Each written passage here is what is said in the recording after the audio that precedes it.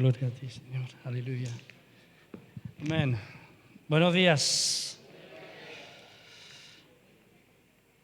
Tenía que compartir Consuelo, pero le he quitado yo el lugar. En parte porque quiero seguir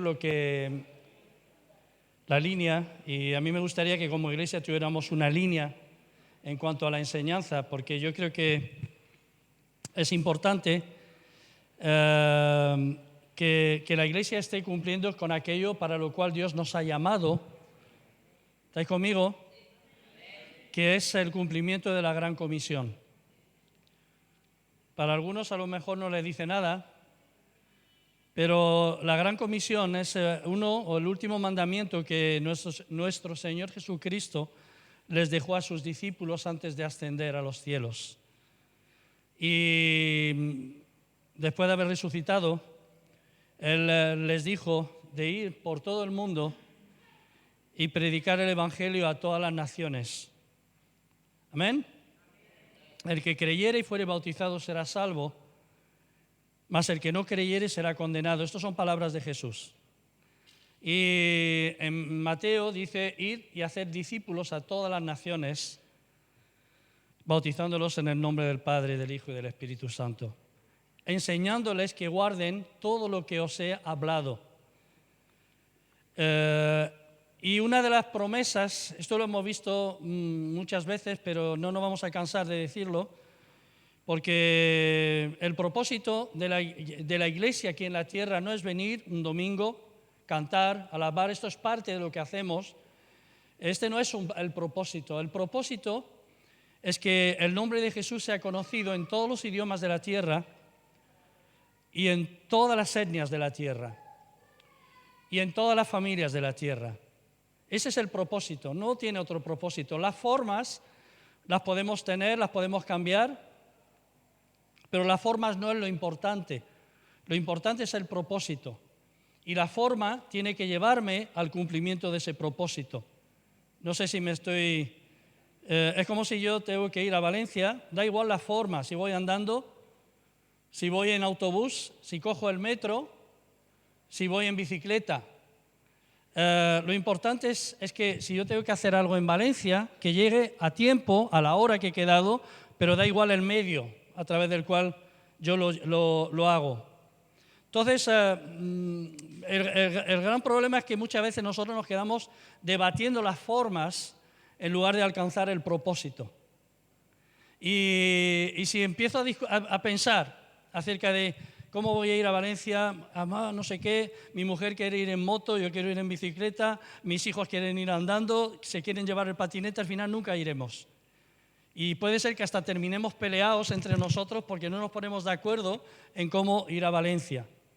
Y tristemente, muchas veces esto es lo que ocurre dentro del cuerpo de Cristo. Es que nos peleamos más por las formas que realmente de estar unánimes intentando alcanzar el propósito. ¿Estás conmigo? No sé si me explico. Y esto fue una de las luchas que Pablo tuvo y la vemos expresada a través de sus epístolas, son sus cartas. Las cartas que encontramos en el Nuevo Testamento, en el Evangelio encontramos la vida de Cristo. Las cartas nos ayudan a que la iglesia llegue a entender cuál es el propósito al que Dios nos llamó, nos salvó y nos atrajo hacia Él. ¿Estás conmigo? Y también corregir lo deficiente. O sea, cuando algo no funciona, pues hay que corregirlo, hay que cambiarlo para empezar a hacer algo que funcione. A mí lo que me encantaría es que nuestra congregación, que es una congregación que lleva muchísimos años, muchos años, desde el año 75 o 76 que se abrió aquí en Chirivella, desde entonces ya vamos para ¿cuánto? 50 años casi, ¿no? Pues aquí llevamos peleando, ha pasado mucha gente, hemos permanecido hasta aquí y por la gracia y la misericordia de Dios aún continuamos adelante. Y yo creo que al final Dios va a cumplir su propósito con esta congregación. Y yo personalmente creo que ahora es el tiempo del cumplimiento del propósito de Dios y que hoy no solamente la congregación de Chirivella o las congregaciones de Valencia, sino alrededor del mundo, hoy cuando digo hoy, no digo hoy domingo, me refiero en este tiempo que estamos viviendo, el plan de Dios para con las naciones, para con los pueblos, para con las etnias, para con las familias de la tierra, va a ser alcanzado. Porque hoy es el tiempo en que Dios va a levantar o está levantando un ejército de misioneros que van a salir hasta los confines de la tierra para que el nombre de Jesús sea conocido en todos los idiomas, en todas las familias y en todas las culturas. Y ahí tú y yo tenemos algo que hacer. O sea, Dios no nos ha llamado solo, como decía, para venir aquí a cantar un domingo y luego pues a lo largo de la semana seguir pues con nuestra rutina, y así van pasando las semanas, los meses, los años, hasta que esperando a que llegue el momento en que Dios nos llame a su presencia. O sea, mi vida tiene un propósito. ¿Cómo se dice en inglés? My life have a propósito, ¿no? A purpose. Gracias. Sí. Entonces, yo necesito entender que Dios me amó, que me separó, me escogió, de alguna manera alumbró, anunció a Cristo en mí, pero lo hizo no solamente para salvar mi alma, que estaba alejada de Dios y sin esperanza, sino también porque Él quiere hacer algo conmigo. Y por eso somos tan diferentes.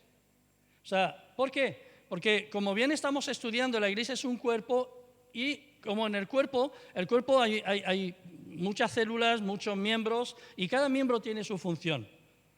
O sea, mi mujer muchas veces dice, no te rasques la oreja. Eso es la función del dedo, rascar la oreja. ¿Y de qué estás sacando? ¿Petróleo de ahí? No. Entonces, si el dedo no se activa a mi oreja, cuando le pican no va a ser... Entonces, esa es la función. O sea, que nosotros podamos llegar a encontrar el por qué Dios me llamó. Y no todos somos llamados a ser pastores, hermanos. No todos. Esto de que cuando viene el profeta de turno, Dios te está llamando a ser pastor. No, Dios no trabaja así. Pero sí que somos llamados a ser parte del cuerpo. Y en ese cuerpo hay una cabeza. Y la cabeza es la que piensa, y la cabeza es la que dice, y la cabeza es la que guía, la que dirige. No es la mano, es la cabeza. ¿Y quién es la cabeza de ese cuerpo? ¿Quién es? Lo dice la palabra de Dios. Entonces yo necesito entender que Dios me llamó con un propósito. Y que el propósito de Dios sí o sí se tiene que cumplir en nuestras vidas. Y no podemos perder el tiempo en formas. Sí que tenemos que usar formas, porque son necesarias para alcanzar el propósito. Pero lo importante es entender que Dios me llamó con un propósito. Y el propósito de Dios es que a través de mí otros le conozcan, y a través de mí otros sean hechos discípulos de Cristo. Amén. Dios no me salvó para sanarme la muela o para sanarme de un cáncer. Si Él lo hace es porque nos ama y por pura misericordia, y lo hace cuando quiere y con quien quiere. No lo hace con todos. Y esto lo vemos también a lo largo de la palabra en la historia bíblica. El problema es que muchas veces les prometemos a la gente cosas que a lo mejor Dios no va a hacer. Y cuando no ocurren esas cosas, la culpa se la echan a Dios. Y es porque al final nos desviamos del propósito. Dios lo hace porque nos ama. Y yo he visto sanidades con mis ojos porque nos ama. Pero no a todos sana. No a todos sana. Entonces yo necesito entender cuál es el propósito al que Dios me ha llamado. Y uno de los retos que tenemos los que estamos al frente de las congregaciones es guiar a la iglesia en el cumplimiento del propósito de Dios. No estamos los pastores para... si lo hacemos, debemos de hacerlo, pero eso lo debe de hacer todo miembro de la congregación. Visitar a un hermano cuando está enfermo, eso es tarea de toda la iglesia.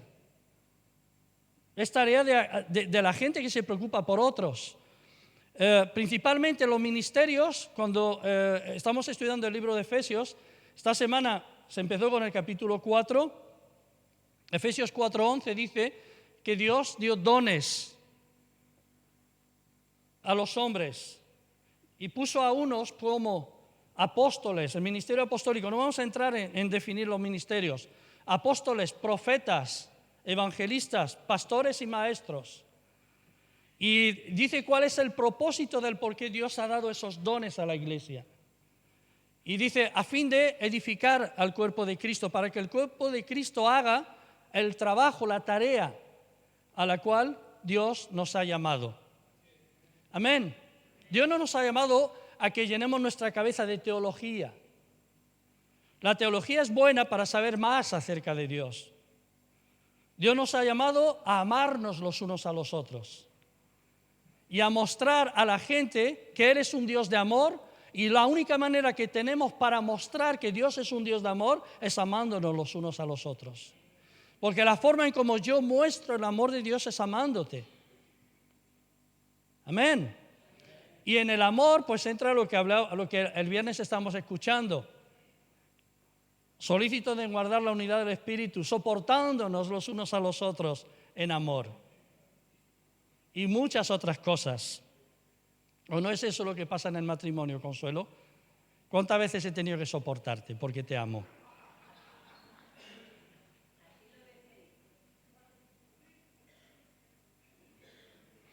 El sábado a las 6 de la tarde vamos a tener una reunión especial. No es una boda, es una renovación de votos por las bodas de Coral, que es a los 35 años, pero por causa del COVID lo van a hacer a los 36 años, ¿no? ¿Está por ahí Gloria?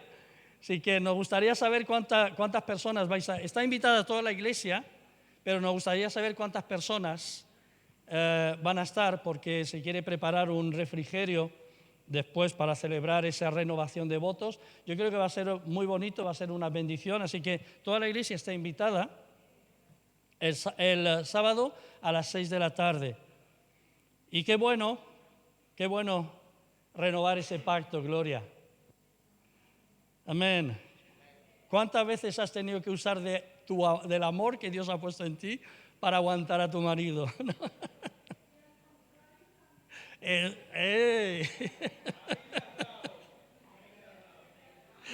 Amén. Entonces, yo necesito entender que Dios me ha llamado con un propósito. Muy bien. Vamos a abrir la Biblia en el libro de Génesis.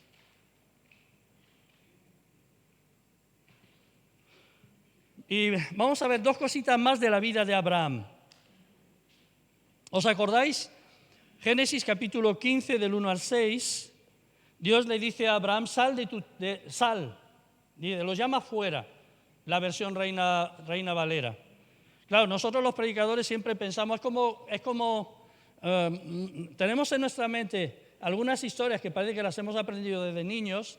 Es como cuando dice que Pablo iba camino de Damasco y Dios le tiró y de alguna manera pues tiene una revelación de Cristo y él cae del caballo. No dice que había caballo, dice que él cayó. Pero con Abraham pasa lo mismo. Siempre decimos, le sacó fuera de la tienda, pero no dice de dónde le sacó. Pero bueno, esto lo vimos la semana pasada. Y Dios le lleva y le muestra las estrellas del cielo. Y seguramente pues le llevó a un lugar despejado donde no había contaminación en aquel entonces. Para los que no saben, solo un pequeño paréntesis, yo me crié desde los 4 hasta los 12 años en un castillo. Eso es cierto, un château. Pero lo digo porque estaba en los montes del Lyonnais, allí en Francia. Era espectacular cómo se veía el cielo desde el castillo. Porque no había ninguna ciudad ni contaminación, era un campo, ¿cómo diría? Una región de agricultores. Se veía la Vía Láctea perfecta. Yo no sé cómo han descubierto después de tanto tiempo ahora el agujero negro en nuestra Vía Láctea, como decían esta semana, ¿no? Pero se veía yo casi veía el agujero negro sin telescopio. No, esto es broma.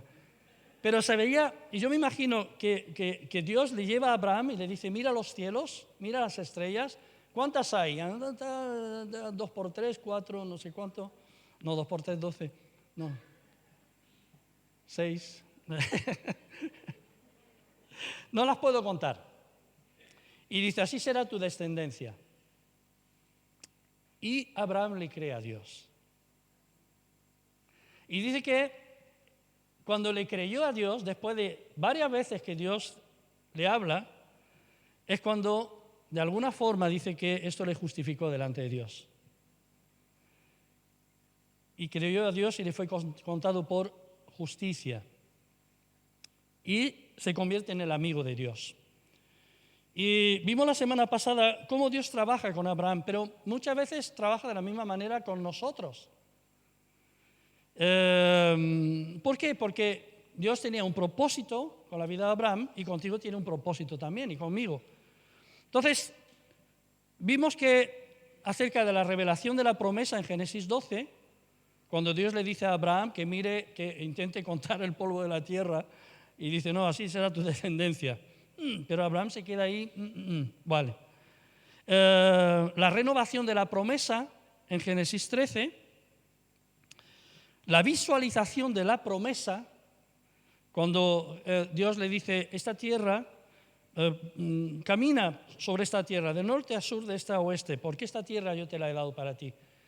Y Abraham tuvo que visualizar la promesa de Dios. La confirmación de la promesa.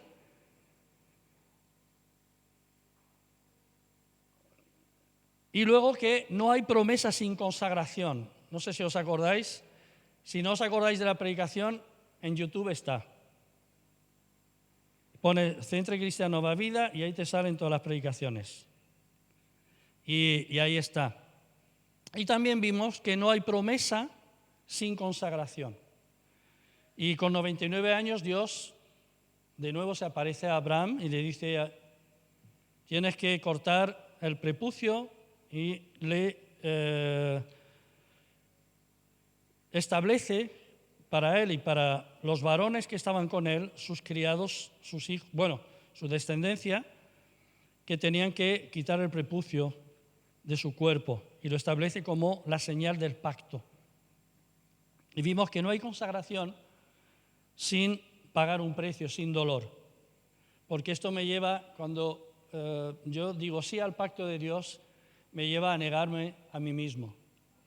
¿Por qué? Porque dejo de pensar en mí para hacer lo que Dios está esperando que yo haga. Y doy gracias a Dios de que en Cristo la circuncisión paró, ¿no?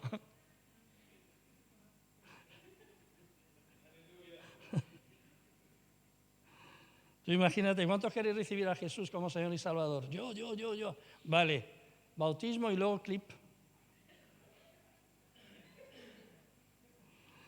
Bien, y al final vemos el cumplimiento de la promesa en Génesis 21.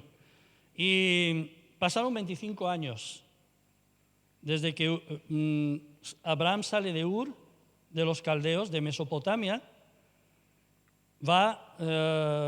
llega hasta Canaán después de haber hecho una parada en Haram, con H.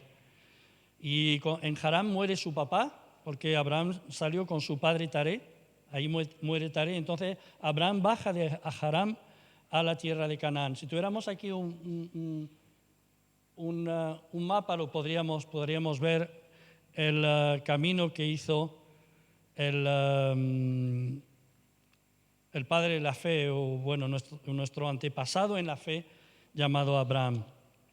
Entonces vimos que para poder ver con los ojos de Dios necesitamos salir de la cueva de nuestra realidad, de la cueva de nuestra comodidad, también de la cueva de nuestro razonamiento, a veces de la cueva de la incredulidad, también de la cueva de las dudas, ¿no? O sea, ¿qué me asegura que lo que tú me estás contando es verdad?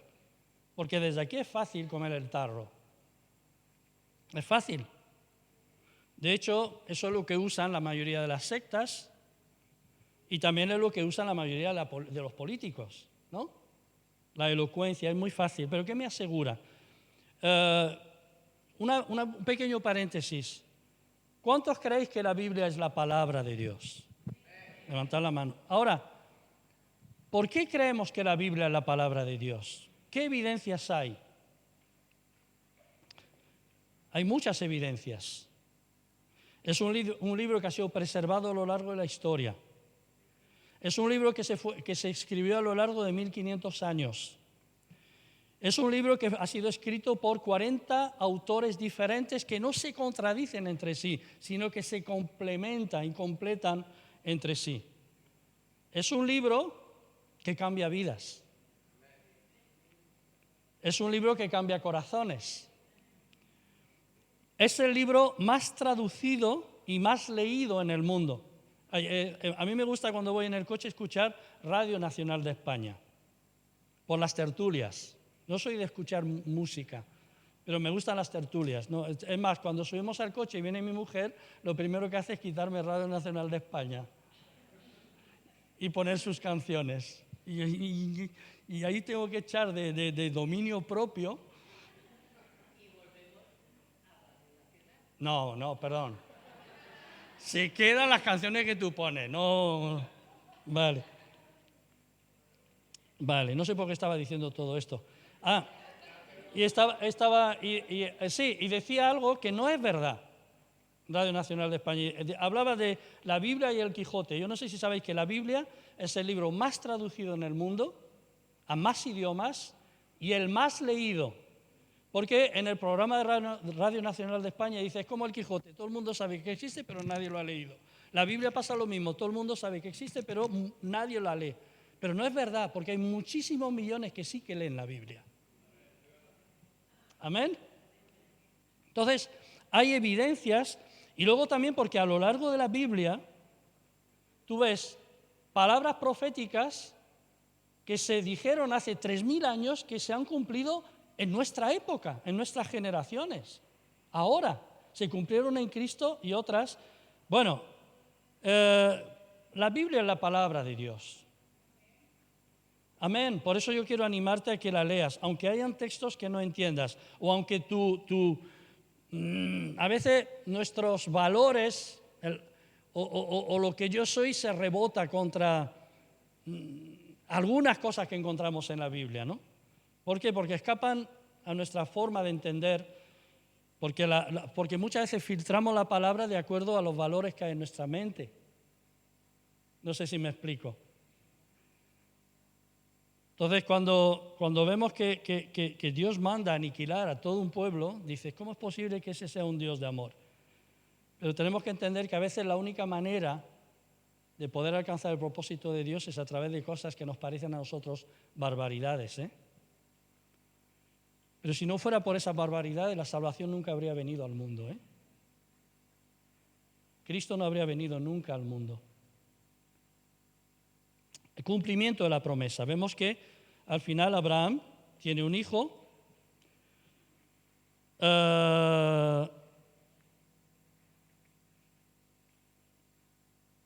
Y lo que hablamos la semana pasada es que nunca te olvides de dónde te sacó Dios. Nunca. ¿De dónde te sacó Dios? Y Abraham de Ur de los Caldeos. A David le dice, así ha dicho, el profeta Natán le dijo, así ha dicho Jehová de los ejércitos, yo te tomé del redil de detrás de las ovejas para que fueses príncipe sobre mi pueblo, sobre Israel. Y algo que tenemos que entender, que Dios no nos saca no nos usa por nuestra capacidad humana. Cuando vamos al libro de la epístola a los Corintios, en el capítulo 1 dice que muchas veces Dios ha usado lo menospreciado, lo débil, lo que no es, lo pobre, lo torpe, y a través de personas como esas Dios ha hecho su obra. ¿Por qué? Porque todos tenemos el mismo valor para Dios. Y a muchos de nosotros Dios nos ha sacado de la depresión o de los complejos de inferioridad. Y ha confiado en nosotros. Y nos ha plantado en su plan eterno. Imagínate, el plan que Dios trazó, ahí tenías un lugar. Y esto a mí me encanta porque me hace ver lo valioso que soy para Dios, pero también lo importante que soy para otros. Porque hay cosas que Dios quiere hacer a través de mí, pero va a depender de mi sí o mi no, porque Dios es un caballero. Él no retuerce la voluntad de nadie y Él hace su obra a través de personas dispuestas. Y les pide a veces hasta permiso. ¿No? Como, no es que le pide permiso, pero de alguna manera sí que le dice y la persona dice, ok, cuenta conmigo, como hizo María, la Virgen María. He aquí la sierva del Señor, hágase conmigo conforme a tu voluntad. Dios no le obligó, pero sí le mostró lo que Él quería hacer. Y lo bueno es cuando le creemos a Dios, es cuando nuestra vida empieza a transformar, a cambiar.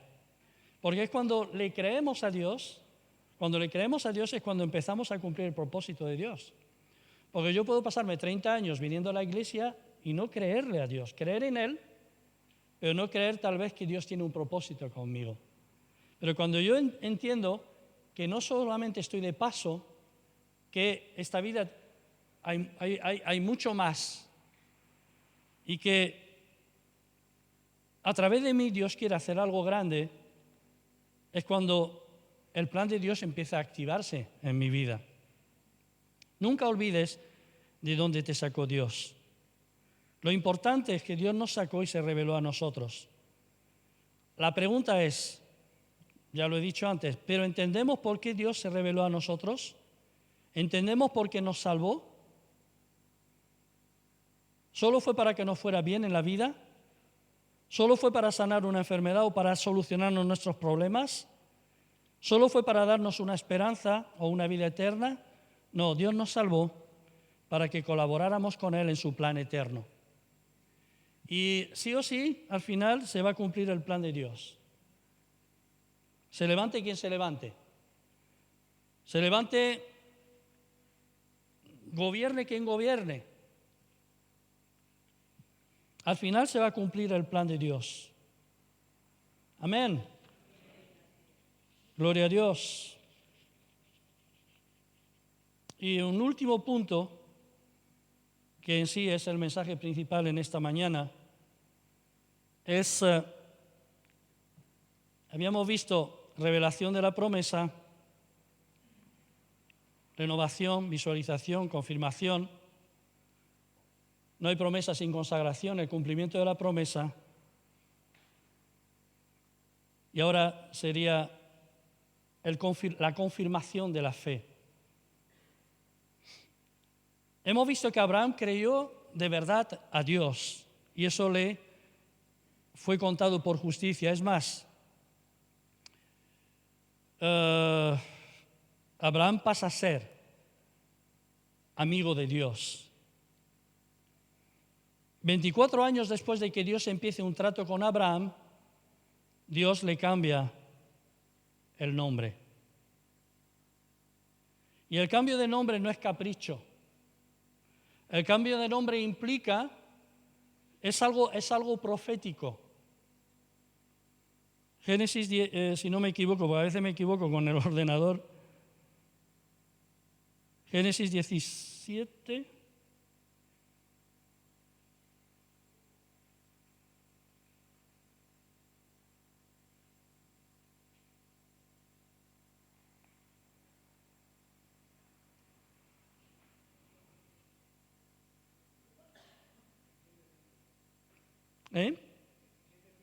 Sí, tengo aquí del 1 al 9, estaba buscando el versículo. Gracias.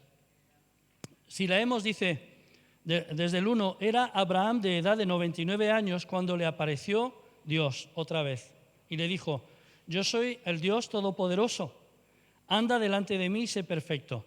Pondré mi pacto entre yo y tú, entre mí y ti, y te multiplicaré en gran manera. Y dice que entonces lo que hace Abraham es que adora a Dios. Dice que se postró sobre su rostro Abraham y Dios habló otra vez con él y le dijo, y aquí mi pacto es contigo, y le dice, y serás padre de muchedumbre de gente. Y ya no se llamará más tu nombre Abraham. ¿Sabéis que el nombre de Abraham significa padre enaltecido? Es el nombre que los papás de Abraham le pusieron a Abraham. Padre enaltecido. No está la H entre media. Sí, Abraham, no Abraham. Cuando los padres le pusieron Abraham. Y con la H pasa a ser Abraham. Y algunos, pues para ilustrarlo, es como la ja como el espíritu, pero bueno, no tiene, le cambia el nombre. Y dice que ya no se llamará más tu nombre Abraham, sino que será tu nombre Abraham, porque te he puesto por padre de muchedumbre de gente. Y el nombre Abraham significa padre de multitudes. Pasa a ser de padre enaltecido a ser padre de multitudes. Y de alguna forma Dios no nos cambia a nosotros el nombre, pero sí cambia el rumbo de nuestra vida cuando nosotros le creemos. ¿Por qué? Porque si la esperanza que había en los antepasados de Abraham o en los padres de Abraham al ponerle el nombre, no sé si sabéis que muchas veces se ponía un nombre, antiguamente se ponía el nombre como algo profético a los hijos, esperando que Dios, sobre todo el pueblo de Israel, ¿no?, cumpliera, o sea, que el nombre que le ponían era lo que iba a pasar con el hijo, ¿no? Y lo bueno es que cuando Dios viene a mi vida y cambia el rumbo de mi vida. No, o sea, le da un rumbo mejor a mi vida. Esto es lo que le pasó a Abraham. Yo le cambié el nombre y le dice, ahora serás padre de multitudes. Y le vuelvo otra vez a hablar la promesa, te multiplicaré en gran manera y haré naciones de ti y reyes saldrán de ti. ¿Alguien me podría decir alguna nación que salió de Abraham?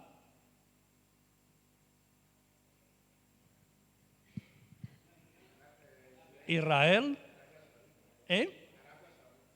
Bueno, no naciones políticamente hablando, sino naciones bíblicamente hablando. Perdón, igual no me he explicado bien.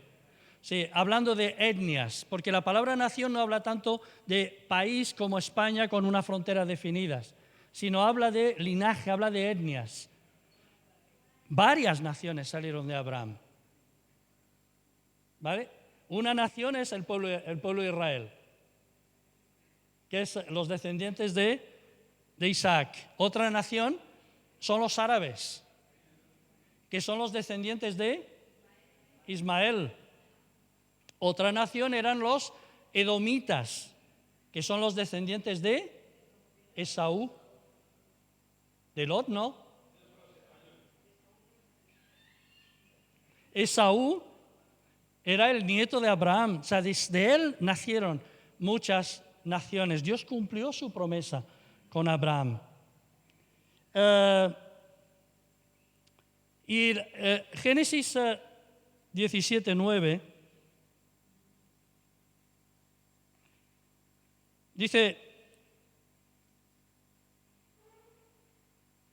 8 y 9 dice, bueno, el 7 realmente, estableceré mi pacto entre ti, bueno, el 8 dice, y te daré a ti y a tu descendencia después de ti la tierra en que moras, toda la tierra de Canaán en heredad perpetua. ¿Qué significa heredad perpetua? Para siempre. Y seré el Dios de ellos. ¿Sabéis que esta promesa la vemos cumplida una y otra vez a lo largo de la Biblia? Y cuando se cierra el canon de las Escrituras en los primeros siglos, esa promesa sigue cumpliéndose. ¿Por qué? Dios es un Dios de promesas. Entonces, vemos que Dios trabaja con el pueblo de Israel. A través de Israel tiene que venir el Mesías, el Salvador del mundo. nuestro Señor Jesucristo, pero Dios sigue trabajando en la promesa de Israel. Y la herencia perpetua, Israel perdió su tierra después del siglo I, pero la vuelve a recuperar ¿cuándo? De acuerdo a la promesa de Dios. 1948, cuando Israel es reconocida como nación ante la ONU. Entonces vemos que Dios cumple su promesa. Y esto es otra evidencia de que la Biblia es la palabra de Dios. Entonces, algunos, yo no sé si alguno ha nacido antes de 1948, yo no, de los que estamos aquí, pero hemos visto el cumplimiento de la promesa de Dios y cómo Dios ha cuidado de su pueblo desde 1948, su pueblo Israel. ¿Por qué? Porque Dios aún tiene planes con Israel. Pero el plan de Dios ahora para el mundo no es con Israel, es con la iglesia. De eso lo tenemos que tener muy claro. ¿Estás conmigo? Israel lo usa Dios como señal de su regreso pronto. Y después tiene un plan con Israel. Pero ahora el plan de Dios se cumple a través de la iglesia. El cambio en el corazón de Abraham y su confianza en Dios, o sea, Abraham tuvo una fe verdadera en Dios, donde se muestra que Abraham le creyó a Dios verdaderamente. En Génesis 18. Creo que es ahí, si no me equivoco. Génesis 22.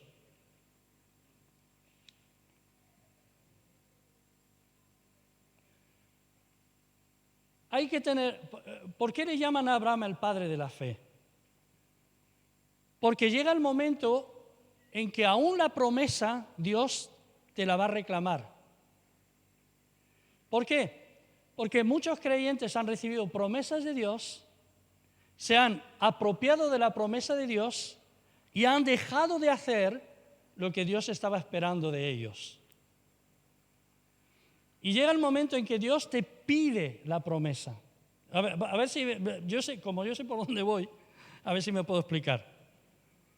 La fe tiene que ser probada. La fe tiene que llegar el momento en que para mí mismo yo tengo que saber si tengo una fe verdadera o no. Y Dios muchas veces te prueba la fe. Porque cuando todo va bien, cuando eres bendecido, es como, ¿os acordáis la historia de Job, no? No sé cuánto tiempo llevo. La historia de Job. Dice que Job, un hombre piadoso, un hombre íntegro delante de Dios, que hasta sacrificaba a Dios por si sus hijos habían pecado, no si habían pecado, por si acaso sus hijos habían pecado. Y de que viene el acusador, Satanás, y se presenta con los hijos de Dios delante de Dios. Y Dios le dice, hay una conversación ahí interesante, y le dice, ¿te has fijado en mi siervo Job? Y Satanás lo que le dice, claro, ¿cómo no te va a servir? ¿Cómo no te va a adorar? Mira cómo le has prosperado, mira lo rico que es, quítaselo todo. Quítaselo todo, a ver si sigue adorándote y si sigue creyendo en ti. La fe es probada. Muchas veces en la vida de muchos cristianos la fe es probada. Y no sabemos qué va a usar Dios para probar nuestra fe. Y luego lees el libro de Job y vemos que Job, Dios permitió a Satanás que le desvalijara y murieran hasta sus hijos. La peor de la prueba por la que un ser humano puede pasar. Pero la Biblia dice que ni aún con todo esto salió una palabra de reproche de la boca de Job contra Dios. Y lo que Job dijo, el Señor dio y el Señor quitó. Bendito sea el nombre del Señor. Amén. La fe tiene que ser probada. Llega el momento en que la fe de Abraham tiene que ser probada. Y dice en Génesis 22, yo lo he titulado esta parte como la entrega de la promesa. Dice que aconteció después de estas cosas, habían pasado como 14, 15 años desde que había nacido Isaac, Todas las demás cosas, pues es como Ismael tuvo que huir, la mamá Agar tiene que salir con Ismael porque había trifulca entre ellos. Y se queda el hijo de la promesa que era Isaac. Dice, y cuando Isaac era un adolescente, era un reboot, bueno, adolescente, dice que aconteció después de estas cosas que probó Dios a Abraham y le dijo a Abraham, y Abraham le dijo, heme aquí, Señor. Y dice, y dijo, toma ahora tu hijo, tu único hijo, a quien amas, y vete a tierra de Moria. Y dice, y ofrécelo allí en holocausto sobre uno de los montes que yo te diré. Fuerte, ¿no? Para nosotros. En aquel entonces no era tan fuerte. ¿Sabéis por qué? Porque los dioses paganos sí que aceptaban sacrificios de hijos. Entonces no era fuerte para Abraham. Doloroso sí, porque era el hijo de la promesa. Pero ahí tenía que ser puesta a prueba, y lo vamos a ver cómo se enfrentó Abraham a esa prueba. Y Abraham no se pone a discutir con Dios. No se pone a pedirle a Dios, por favor, Dios, ¿y qué va a pasar con mi descendencia? Y tus promesas. No dice eso la Biblia, sino que lo que hace Abraham es que escucha la voz de Dios y acto seguido obedece, sin saber qué iba a pasar, pero decidido a cumplir con la voluntad de Dios. Decidido a cumplir con la voluntad de Dios. Dice, enalbardó su asno, tomó consigo 2 siervos suyos y a Isaac su hijo, y cortó leña para el holocausto y se levantó y fue al lugar que Dios le dio. Al tercer día alzó Abraham sus ojos y vio el lugar de lejos. Ya sabía que había llegado a la tierra de Moriah y sabía lo que venía después. Y dice que entonces dijo Abraham a sus siervos, esperad aquí con el asno, y yo y el muchacho iremos hasta ahí y adoraremos y volveremos a vosotros. Y no volveré a vosotros, volveremos a vosotros. ¿Por qué dijo volveremos a vosotros? Porque dice el libro de Hebreos, y ahí es donde vemos la fe tremenda que tenía Abraham. Abraham estaba seguro que Dios iba a cumplir la promesa que le había dado. No sabía cómo lo iba, pero él sabía que Dios le iba a cumplir la promesa. Dice el libro de Hebreos, en el capítulo 11, dice, versículo 17, por la fe, Abraham, o sea, en la confianza plena que tenía en Dios, cuando fue probado, ofreció a Isaac. Y él había recibido las promesas y que había recibido las promesas ofrecía, el que había recibido las promesas ofrecía su unigénito, habiéndosele dicho. Él creía, él tenía una fe tremenda en Dios, una confianza plena. En Isaac te será llamada descendencia. Y luego el versículo 19, ahí vemos la esperanza que había en el corazón de Abraham frente a esta prueba.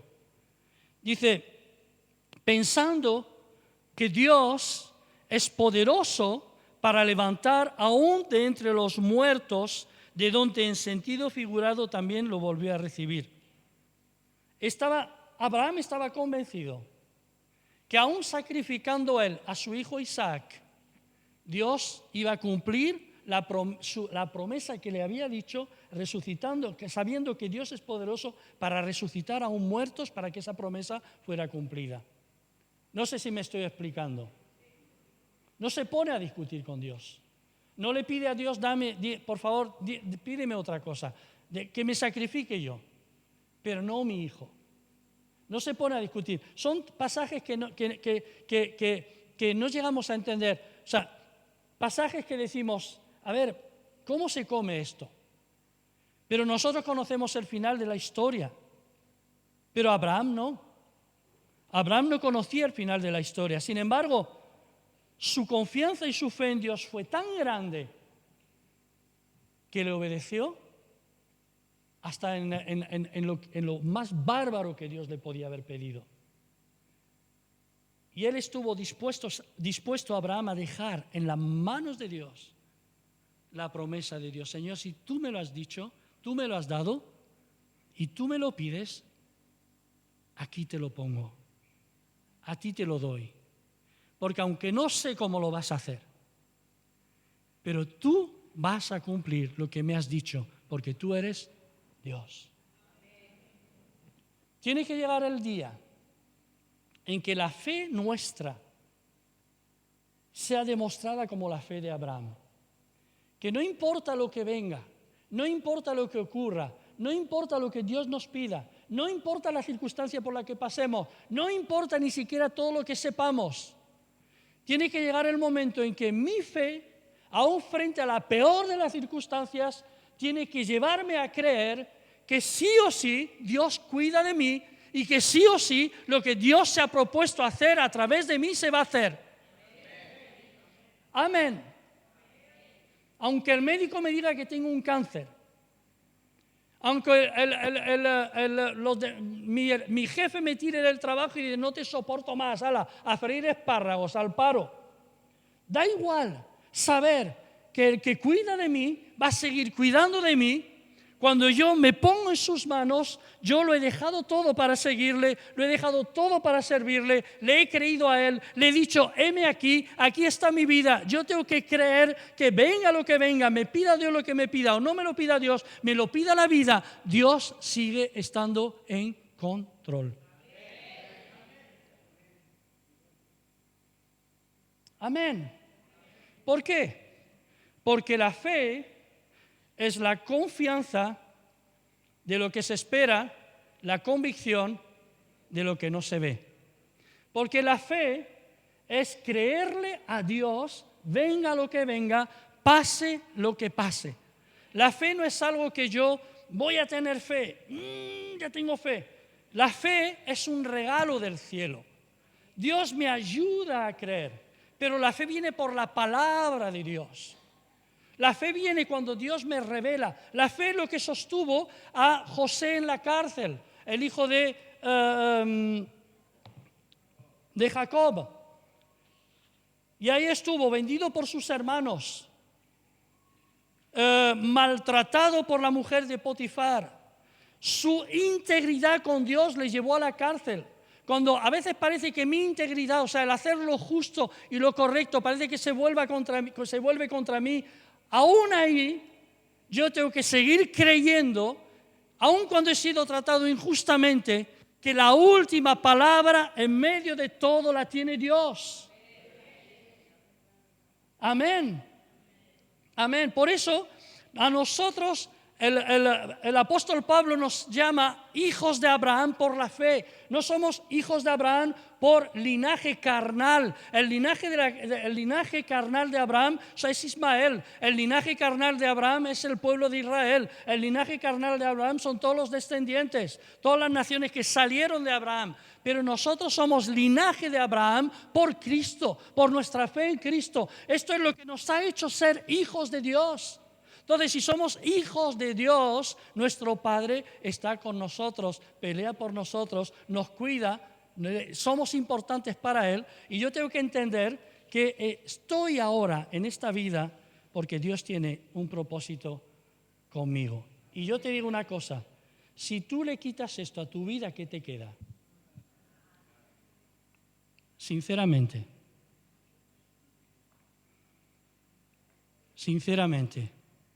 ¿Para qué viviste?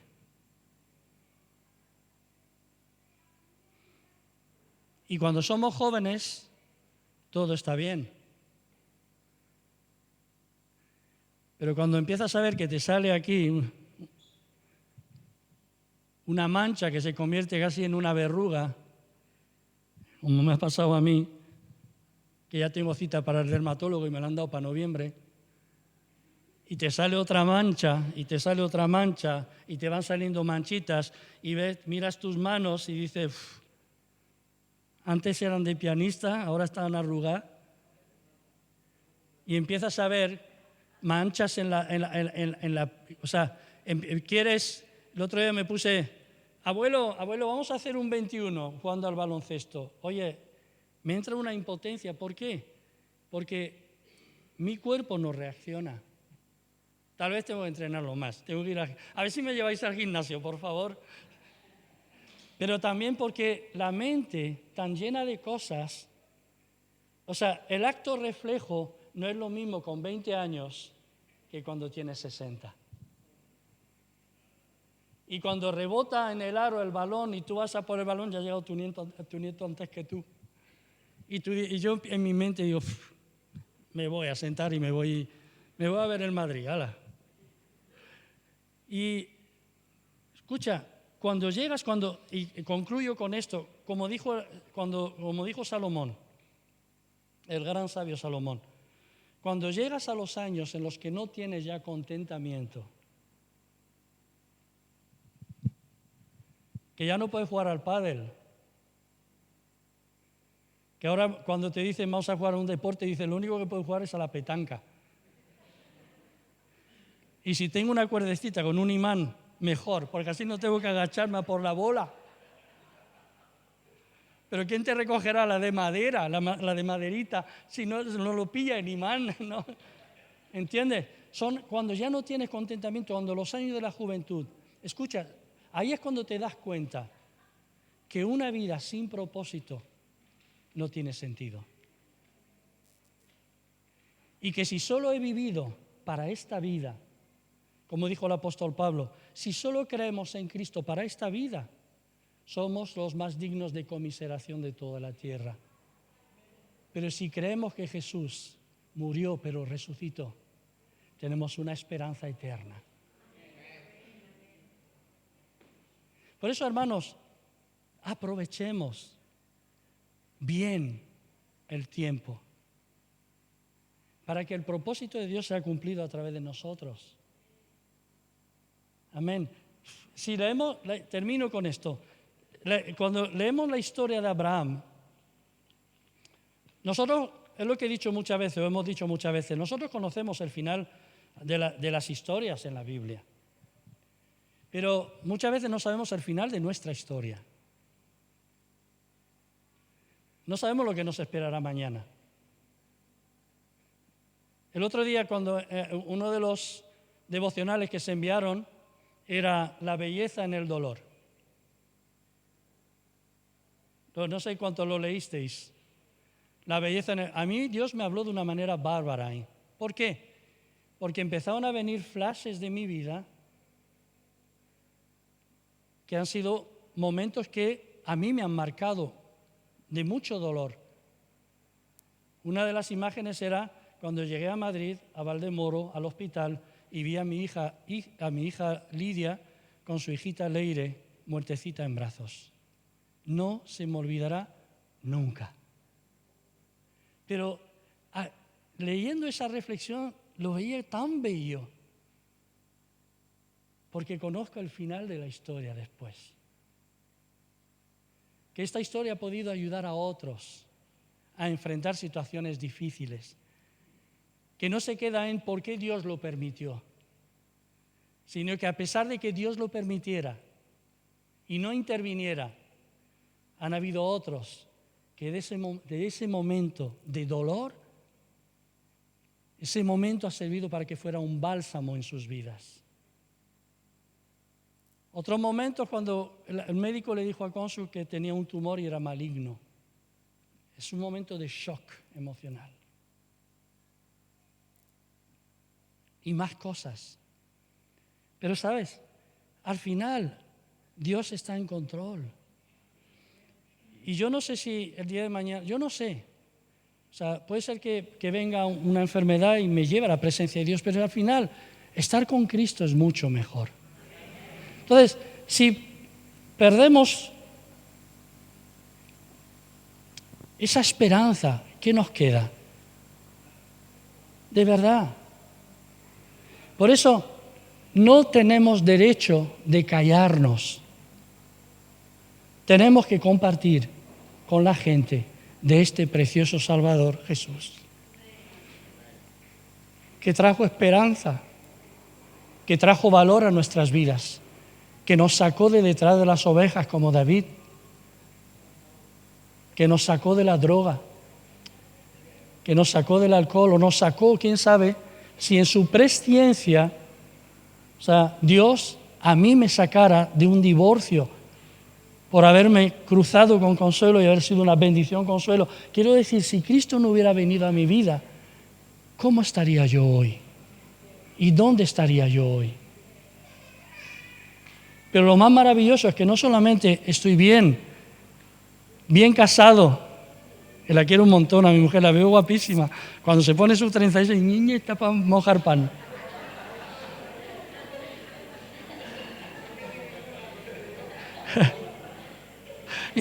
y más después de Cuba. Perdón, de verdad, se lo debo a Él. Se lo debo a Él. Abraham subió arriba, ató a su hijo, levantó un altar, puso leña sobre el altar. Papá, ¿dónde está el cordero? Y la respuesta del papá fue, Dios proveerá. Dios proveerá. Y el papá puso al hijo atado como un cordero sobre, que es una figura de Cristo, sobre el altar, y levanta el cuchillo. Y el hijo, papá, y el cordero, papá, y el cordero. Papá, ¿dónde está el cordero, papá? Y cuando Abraham iba a clavar el cuchillo, hay un ángel que viene, que le detiene. Y dice, mira para allá. Y se encontró a un carnero que se había quedado atrapado por los cuernos en una zarza. Y le dijo, suelta a tu hijo y sacrifica al carnero. ¿Sabéis lo que es eso? Es una imagen de lo que Jesús hizo por nosotros. Nosotros que merecíamos ser sacrificados, Él se sacrificó para salvarnos a nosotros. ¿Qué pasó? Yo me imagino a Abraham, la forma en que subió al monte Moriah seguramente era muy diferente a la forma en cómo bajó. Bajaría, vamos hijo, vamos hijo, a los criados, ya estamos aquí, hemos vuelto, como os dije. Me encanta cómo Dios hace las cosas. Aún lo malo, Dios lo convierte en bueno. Así que espero que Dios en esta mañana nos haya hablado. Mi consejo, dejemos de quejarnos. Cuando las cosas no vienen como nos gustaría. Y empecemos a disfrutar de la vida con Dios, porque Dios tiene control de nuestras vidas. Nos ponemos en pie y damos las gracias al Señor. Y Dios no obliga a nadie obliga a creer, tampoco a nadie obliga a servir. Así que solo me queda, Padre, darte las gracias por lo bueno que tú eres, porque no hay nadie como tú eres digno de toda gloria y de toda honra. Espero, Padre, que en esta mañana tu palabra que ha sido compartida, enseñada y predicada, Señor, haya cambiado, haya tocado, haya traído esperanza y fe, haya cambiado algún corazón. Y yo quiero pedirte, Padre, que como congregación nos guíes para que podamos, Señor, hay mucho pueblo aquí en España, muchos pueblecitos que no te conocen, que conocen una religión o te conocen a través de una religión, pero muchos pueblos que necesitan conocerte de forma personal. Y yo quiero pedirte que nos ayudes como congregación a poner nuestro granito de arena en ese plan eterno, a llevar tu mensaje, el Evangelio del Reino, hasta lo último de la tierra. Y muchas gracias por lo que estás haciendo en Europa, Señor, por todo se está preparando para los últimos tiempos. Pero ayúdanos, tu iglesia, a estar activos en este tiempo. Te lo ruego en el nombre de Jesús. Muchas gracias, Padre. A ti la gloria y a ti la honra. En el nombre de Jesús. Amén. Amén. Dios os guíe, os guarde y os bendiga. Que tengáis una muy buena semana.